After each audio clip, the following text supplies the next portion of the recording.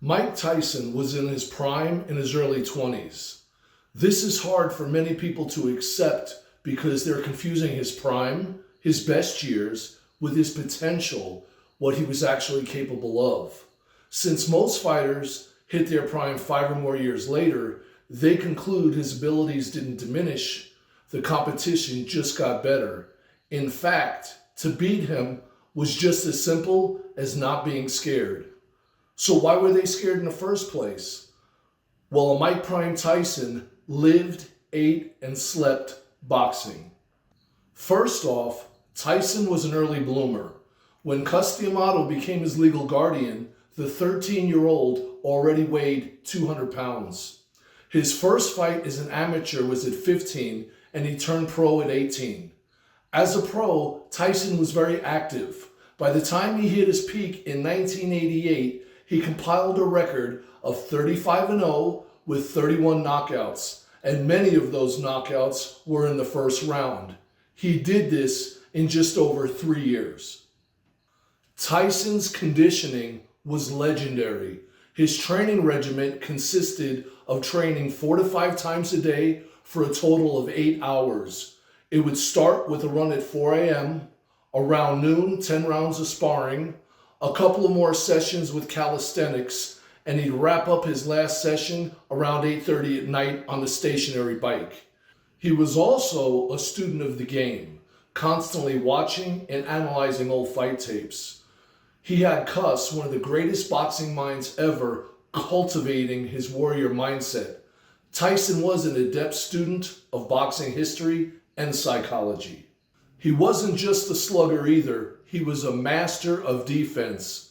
During this period, I've only seen him get rocked once by an uppercut against Tony Tucker. It was surprising enough to be asked about it in the post-fight interview. Tyson dismissed it as a mistake he made because he came up in the middle after ducking down instead of going up to the side.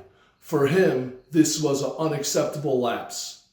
After his fight with Spinks in 1988, he left Cus D'Amato's gym and trainer Kevin Rooney. Then he took his longest layoff to date, 8 months before stepping in the ring with Frank Bruno. Tyson's separation from his trainer hadn't been so long where he couldn't easily put Bruno away. 5 months later, Carl the Truth Williams was up and Tyson KO'd him in the first. So far, not too bad. It wasn't until his next fight that things came crashing down. 6.5 months later, Buster Douglas, a 42-1 underdog, was the man to do it. Before the fight, rumors were swirling around. Mike got knocked down sparring and he's not in shape. He's using drugs. He's doing more rounds in the bedroom than in the ring. On it went. Douglas, on the other hand, was said to be in the best shape of his career.